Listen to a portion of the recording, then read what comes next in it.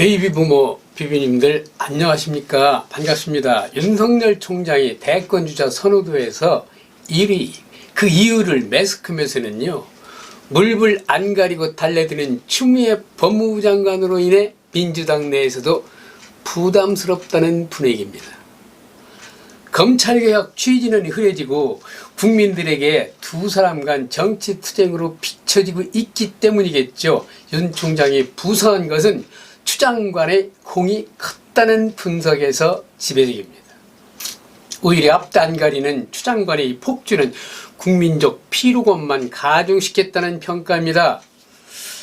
데일리아니 RN서치에 의뢰해서 지난 8월 18일 실시한 여론조사에 따르면 추 장관은 문재인 정부 국정 운영에 가장 걸림돌이 되는 인물로 압도적 1위 40%로 나왔다고 합니다. 오죽했으면 취임 300일을 맞은 점잖으신 정세균 국무총리도 간담회에서요, 추 장관은 검찰개혁을 위해 수고를 많이 하고 있다, 그러면서 조금 더 점잖고 냉정하면 좋지 않겠는가, 그런 생각을 한다며 완고했지만 추 장관을 향한 불편한 심기를 감추진 못했습니다.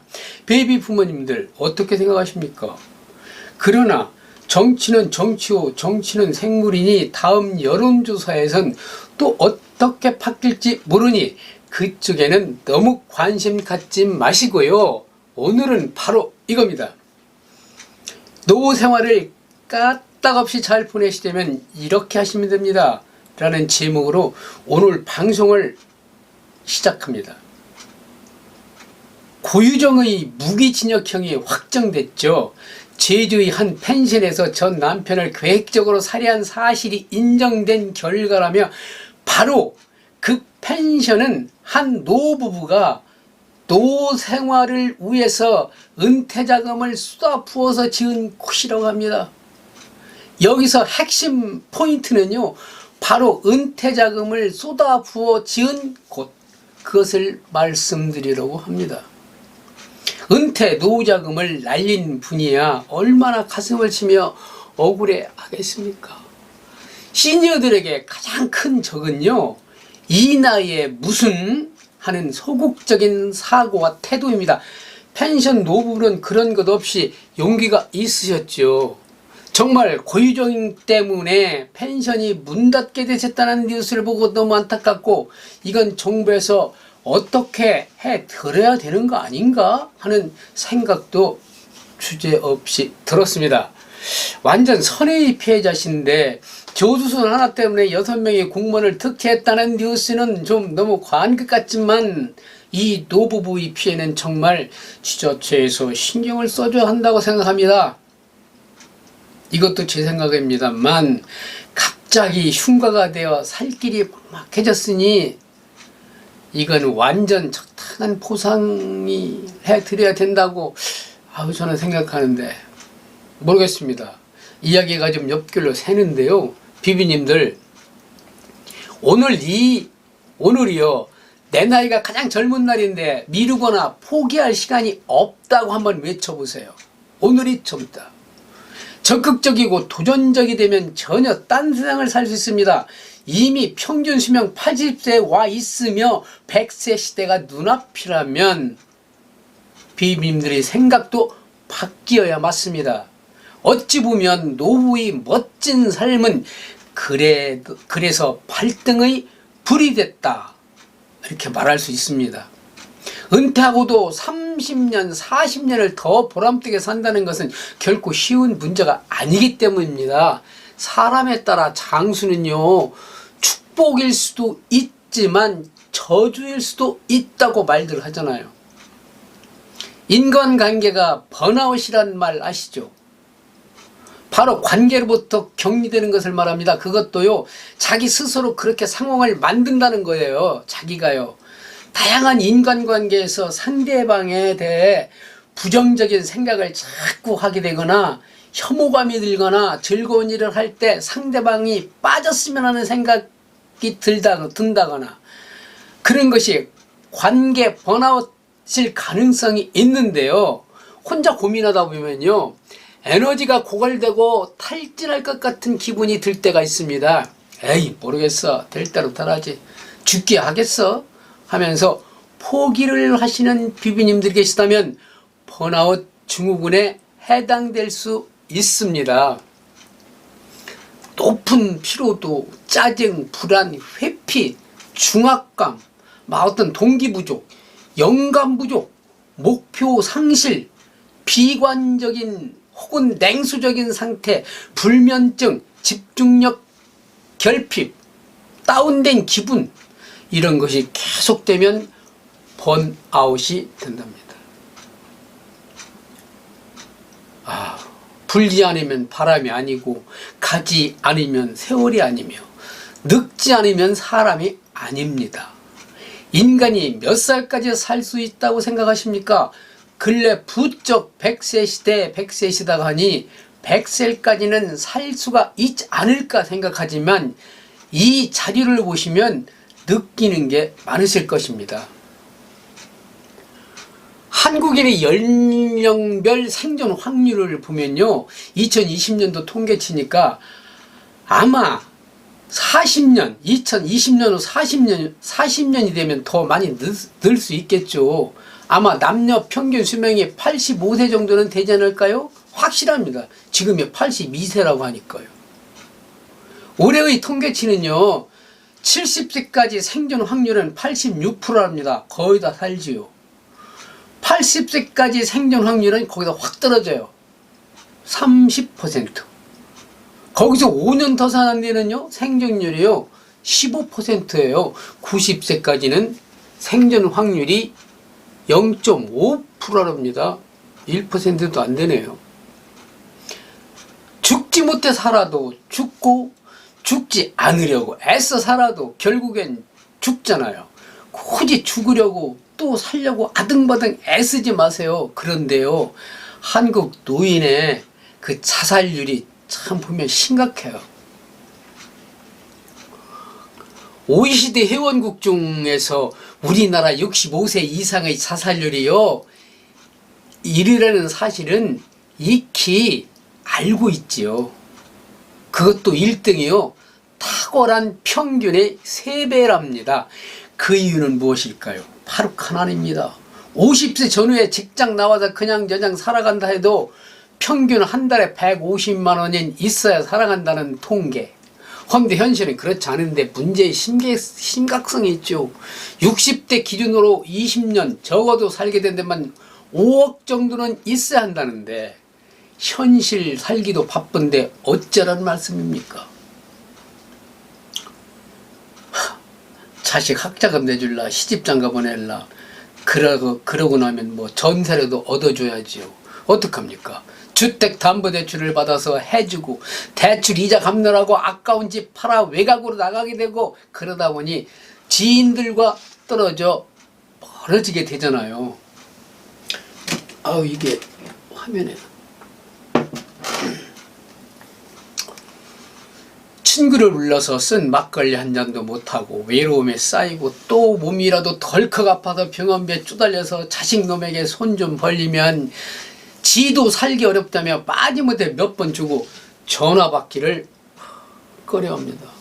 그러다 보니 인생 한탄만 하다가 번아웃 상태가 되고 급기야 자살한 경우가 일반적인 스타일이자 팩트가 아니겠어요. 그런 노인들이 거의 50%는 그럴 것이라는 통계가 있고요. 앞으로 가면 갈수록 더 극명하게 드러나는데 우리 어찌 살아야 됩니까? 하고 묻게 되는 베이비 부모님들이 아주 많은 게 현실입니다. 노 문제 전문가분들이 하시는 말씀 다들 그러시죠. 자식 농사 열심히 지어놓고 자식한테 재산 다 물려주고 효도 받을 것을 예상했다가 자식들에게 배신당하고 빈곤층으로 내몰려서 박스를 주어 연명하는 노인분들도 많다고요. 아주 쉽게 말씀드리면요, 40, 50대 비비님들 잘 들어주세요. 노인 설계 쉽게 말씀드리면요, 갖고 계신 돈이나 집은 절대 자녀들로 인해 손대시면 안 됩니다. 끝입니다. 또 약삭 빠르다고 해서 뭐 이자율 따져갖고 은행권이다 주식시장 넘으면 그날로 아작납니다. 여기서 잠깐요. 저에게 힘을 주시는 뜻에서요. 구독 버튼 팍 눌러주시면 더욱 고맙겠습니다.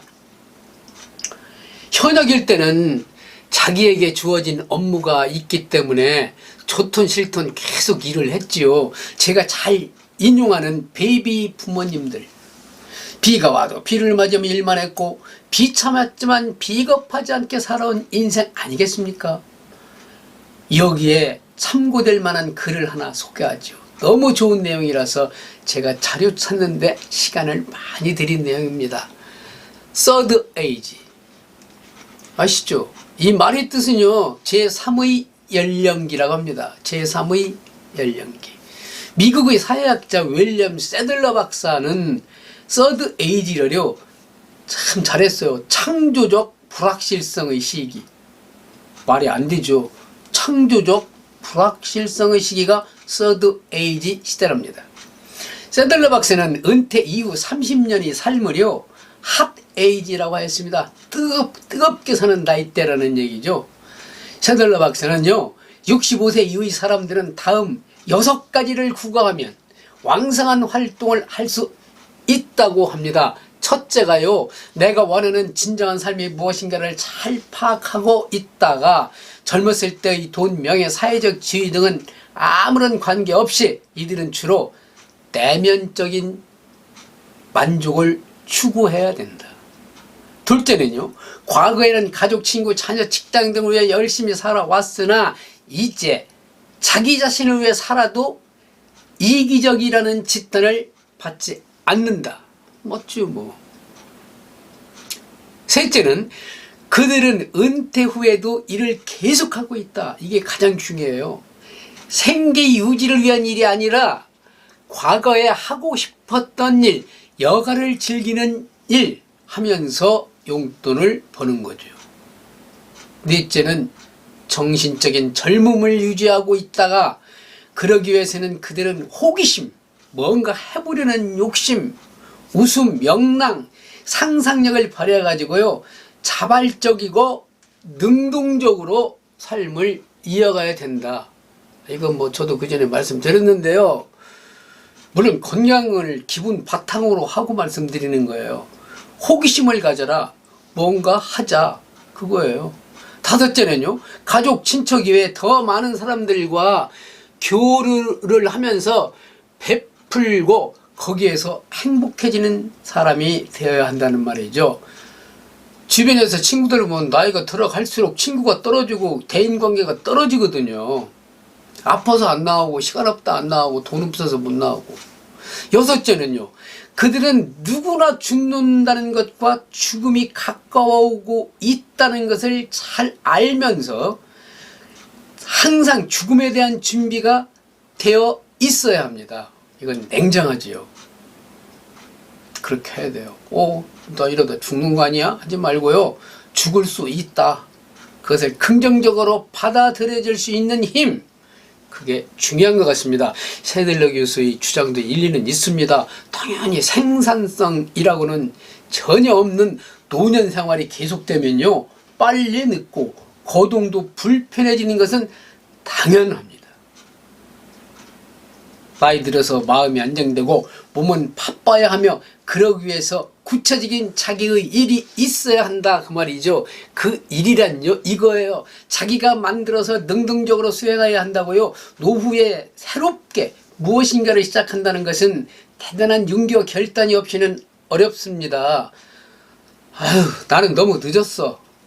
그게 미리 단정하기 때문이죠. 물론 건강을 잃으면 모두가 무용지물이 되고 만다는 사실은 다 아시는 말이잖아요. 그래서 식상하시죠. 비비님들, 그러나요 한국은요 미국보다 더 열악한 환경이잖아요. 젊은이들도 일자리를 구하려고 피 튀기는데 시니어들에게 일자리가 있겠습니까? 당연 젊은이들이 못하는 거 하기 싫어하는 것에서 차지하지요. 두드려라. 두드리면 문은 열릴 것이다. 그런 말이 있잖아요. 의외로 많습니다. 물론 수입은 현직 있을 때 반도 안 되죠. 저도 그런 일자리에 지금 다니고 있습니다. 다행히 현 정부에서는요, 노인 일자리 창출에 막대한 예산을 투입했잖아요. 어서 노인 인력 개발원에 그 홈피에 들어가셔서 구직 활동을 하시기 바랍니다. 이 문제는요, 제가 지난번 영상에서 노후생활 이거면 끝이라는 제목으로 자세하게 말씀드렸기 때문에 여기서는 언급하지 않겠습니다.